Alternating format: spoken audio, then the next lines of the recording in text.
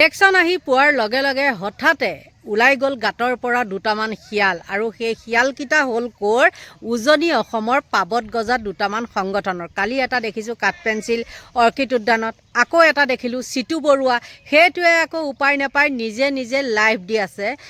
নমস্কাৰ বন্ধু বান্ধৱীসকল, আপোনালোকে গমেই পাইছে এই দালালটোৰ এইবাৰ আকৌ একদম মিয়া প্ৰেম জাগিলে।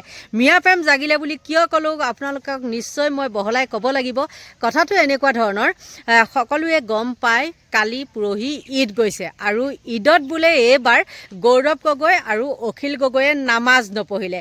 যিটো দালালে নেকি হাতত দাণ্ডা লৈ ঘৰে ঘৰে মিয়া আছে নেকি বুলি খেদি ফুৰিছিলে, ভাড়াই হওক বা কিবাই হওক সকলোকে একফালৰ পৰা খেদা আৰম্ভ কৰিছিলে, সেই দালালটোৱে এতিয়া আকৌ কি কৰিছে, নামাজ নপঢ়া লৈ পেলাই তেওঁ নিজে নিজে মানে কি কৰিছে, লাইভ দিছে লাইভ। আৰু সেই লাইভত কি কৰিছে, অখিল গগৈ আৰু গৌৰৱ গগৈক তেওঁ উধাই মুধাই গালি পাৰিছে। গালি পৰাৰো যুক্তি কি, বোলে ঈদ নামানিলে কিয়, ঈদত নামাজ পঢ়িবলৈ নগ'ল কিয়, তেওঁলোকৰ হ'ল সেইটো। গতিকে চাওকচোন ই কম ধুৰন্ধৰ অভদ্ৰ হ'ব লাগিবনে? মানে কি হৈছে জানে নাই, এইবিলাক গাই বাই থাকিলেহে তেওঁলোকৰ অকণমান পপুলাৰ হ'ব বা মুখ্যমন্ত্ৰীৰ চকুত পৰিব।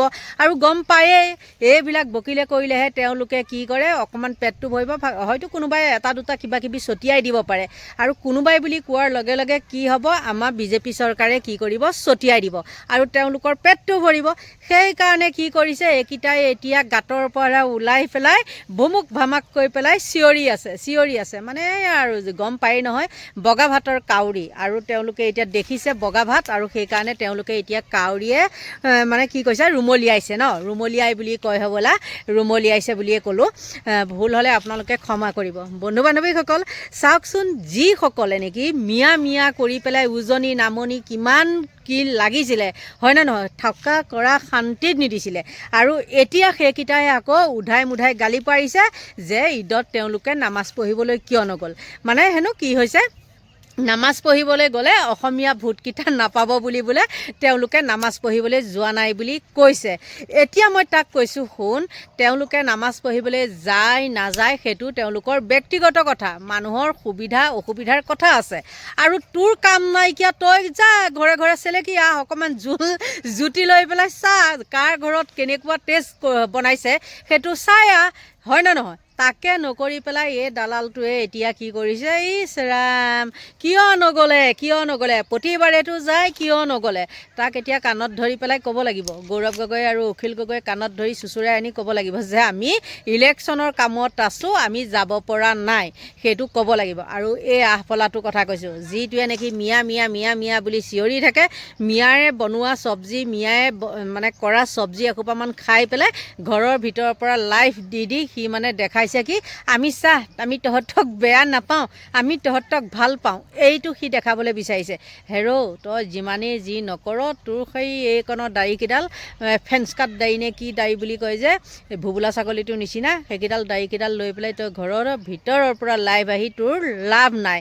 তই ওলাই আহচোন, তোক চাওঁ, তই ওলাই আহি পেলাই গৌৰৱ গগৈ বা অখিল গগৈক আহি পেলাই কহি, এনেই তই ফকফকাই থাকিলে কি হ'ব, এসময়ত দেখোন তই একেবাৰে মিয়া মিয়া মিয়া মিয়া কৈ আছিলি, এতিয়া আকৌ গৌৰৱ গগৈ আৰু অখিল গগৈ নাযাওঁতে আকৌ তোৰ ফৰফৰালে কিয়। তাকে কয় মানে খুটি পুটি জুতি খোৱা বুলি কয় যে, তহঁতৰ দৰে মানুহকে কয়, এসময়ত কিমান মিয়া মিয়া মিয়া মিয়া মিয়া পোকৰত খুব কামুৰিলি, আৰু এতিয়া তহঁতৰ কাৰণে কি হৈ গৈছে, মিয়া ভাল হৈ গৈছে। মানে কি হৈছে, ইলেকশ্যন আহিছে, তহঁতক এতিয়া ভোট লাগিব নহয় জানো। আৰু সকলোৱে গম পায় তই যে এটা বিজেপিৰ দালাল, কামত নাইকিয়া দালাল দেই, ফকটীয়া দালাল। আৰু মুখ্যমন্ত্ৰীয়েও জানে তহঁতক কেনেকুৱাকৈ ৰাখিব লাগে।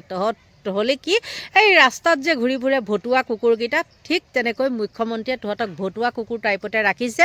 আৰু সেইকাৰণে তহঁতে এতিয়া ইলেকশ্যনৰ সময়ত ভৌ ভৌ ভৌ ভৌ কৰি পেলাই মুখ্যমন্ত্ৰীৰ চকুত পৰিবলৈ চেষ্টা কৰিছ। বন্ধু বান্ধৱীসকল, এই ভতুৱাটোৱে ঘৰৰ ভিতৰৰ পৰা কেনেকৈ ভৌ ভৌ কৰিছে আপোনালোকলৈ আগবঢ়ালোঁ, ভতুৱাটোক চাই লওক। গৌৰৱ গগৈ আৰু অখিল গগৈয়ে এইবাৰ পবিত্ৰ ঈদৰ দিনাখন নামাজ নপঢ়াৰ কাৰণটো কি, দিনটো বাদ চালো।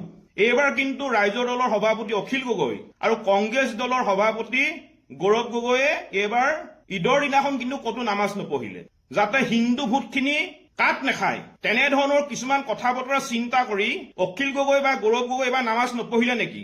গৌৰৱ গগৈ অখিল গগৈয়ে বিগত সময়ছোৱাত ধৰ্মক লৈ যি ৰাজনীতি কৰি আছে, অসমীয়া মানুহৰ আৱেগ অনুভূতিক লৈ যি ৰাজনীতি কৰি আছে, এই কথাখিনি কিন্তু আজি অসমৰ প্ৰতিজন ৰাইজে কিন্তু বুজি উঠিছে। সমূহ অসমবাসী ৰাইজলৈ পবিত্ৰ ঈদৰ শুভেচ্ছা জনাইছো। আমি জাতীয় সংগ্ৰামী অসম সদায় প্ৰতিজন খিলঞ্জীয়া মুছলমান ৰাইজৰ আমি পক্ষত আছো আৰু ভৱিষ্যতেও থাকিম। আমি কেৱল মাত্ৰ অবৈধ সংযোগযুক্ত যিবোৰ মিয়া আছে, আমি মিয়া বিৰোধী, আৰু মিয়া বিৰুদ্ধে জাতীয় সংগ্ৰামী অসমে অভিযান চলাই আছে আৰু চলাই থাকিব। অহা 9 এপ্ৰিলত অসমত বিধানসভাৰ নিৰ্বাচন হবলৈ গৈ আছে, আৰু এই বিধানসভাৰ নিৰ্বাচনৰ পিছত যি দলেই চৰকাৰ নকৰক কিয় অসমত যাতে এটাও অবৈধ সংযোগযুক্ত নাগৰিক থাকিব নোৱাৰে, তাৰ কাৰণে আমি চৰকাৰক হেঁচা প্ৰয়োগ কৰিম, আৰু চৰকাৰে অসমত যাতে কোনো বিদেশী থাকিব নোৱাৰে, যি চৰকাৰে নাহক কিয় তাৰ ব্যৱস্থা ল'ব লাগিব। এইখিনিতে আজি মোৰ এটা কথা মনত পৰিছে। আজি পবিত্ৰ ঈদ, আৰু পবিত্ৰ ঈদৰ দিনাখন আমি প্ৰতি বছৰে দেখা পাওঁ যে ৰাইজৰ দলৰ সভাপতি অখিল গগৈ আৰু কংগ্ৰেছ দলৰ সভাপতি গৌৰৱ গগৈয়ে প্ৰতি বছৰে ঈদত মুছলমান লোকসকলৰ লগত নামাজ পঢ়ে। কিন্তু আমি দিনটো বাদ চালো, এইবাৰ কিন্তু ৰাইজৰ দলৰ সভাপতি অখিল গগৈ আৰু কংগ্ৰেছ দলৰ সভাপতি গৌৰৱ গগৈয়ে এইবাৰ ঈদৰ দিনাখন কিন্তু ক'তো নামাজ নপঢ়িলে। নিজকে মুছলমান মানুহৰ সংখ্যালঘু লোকসকলৰ ত্ৰাণকৰ্তা বুলি পৰিচয় দি অহা গৌৰৱ গগৈ আৰু অখিল গগৈয়ে এইবাৰ পবিত্ৰ ঈদৰ দিনাখন নামাজ নপঢ়াৰ কাৰণটো কি? তাৰ মানে নিৰ্বাচন আহি আছে, নিৰ্বাচনৰ আগত যাতে ইয়াৰ কোনো ধৰণৰ প্ৰভাৱ নপৰে, ঈদৰ দিনাখন নামাজ পঢ়াৰ পিছত যাতে হিন্দু ভোটখিনি কাট নাখায়, তেনেধৰণৰ কিছুমান কথা বতৰা চিন্তা কৰি অখিল গগৈ বা গৌৰৱ গগৈ এবাৰ নামাজ নপঢ়িলে নেকি? এই প্ৰশ্নটো কিন্তু আমাৰ মনত আহিছে। গতিকে আমি ক'ব বিচাৰিছো, এইখন অসম হৈছে বিভিন্ন জাতি, বৰ্ণ, ধৰ্ম, ভাষা নিৰ্বিশেষে বিভিন্ন লোকৰ সমিল মিলেৰে একতাৰ দোলেৰে বান্ধ খাই থকা অসম। এইখন অসমত অসমীয়া মানুহৰ মাজত, ই হিন্দু হওক বা মুছলমানে হওক, কোনো অসমীয়া মানুহৰ মাজত কোনো ধৰণৰ ভেদাভেদ নাই। মই ইচ্ছা কৰিলে 1000বাৰ নামঘৰলৈ যাব পাৰো, সেৱা কৰিম। মই ইচ্ছা কৰিলে 1000বাৰ মছজিদলৈ যাম, দোৱা কৰিম। মই ইচ্ছা কৰিলে গীৰ্জালৈ যাম বা যাব পাৰো। আমাৰ মনত কোনো ধৰণৰ ভেদাভেদ নাই। কিন্তু গৌৰৱ গগৈ, অখিল গগৈয়ে বিগত সময়ছোৱাত ধৰ্মক লৈ যি ৰাজনীতি কৰি আছে, অসমীয়া মানুহৰ আৱেগ অনুভূতিক লৈ যি ৰাজনীতি কৰি আছে, এই কথাখিনি কিন্তু আজি অসমৰ প্ৰতিজন ৰাইজে কিন্তু বুজি উঠিছে। আজি ঈদৰ দিনাখন কি কাৰণে নামাজ পঢ়িবলৈ নগ'ল, তাৰমানে তেওঁলোকৰ প্ৰকৃত চৰিত্ৰ আজি ফুটি উঠিলে। গতিকে গৌৰৱ গগৈ, অখিল গগৈয়ে এই প্ৰশ্নৰ কিন্তু স্পষ্টীকৰণ অসমৰ ৰাইজক দিব লাগিব, ইয়াৰ উত্তৰ দিব লাগিব। নিশ্চয় ভতুৱাটোৰ আপোনালোকে যিবিলাক যুক্তি দিছে সেইবিলাক শুনাৰ পিছত এই ভতুৱাটোক বাৰু আপোনালোকে কি ক'ব সেয়া হ'ব লক্ষণীয়।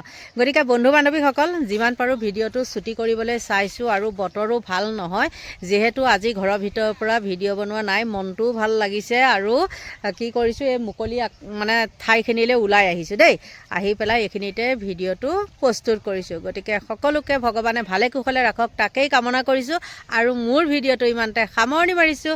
Bye bye.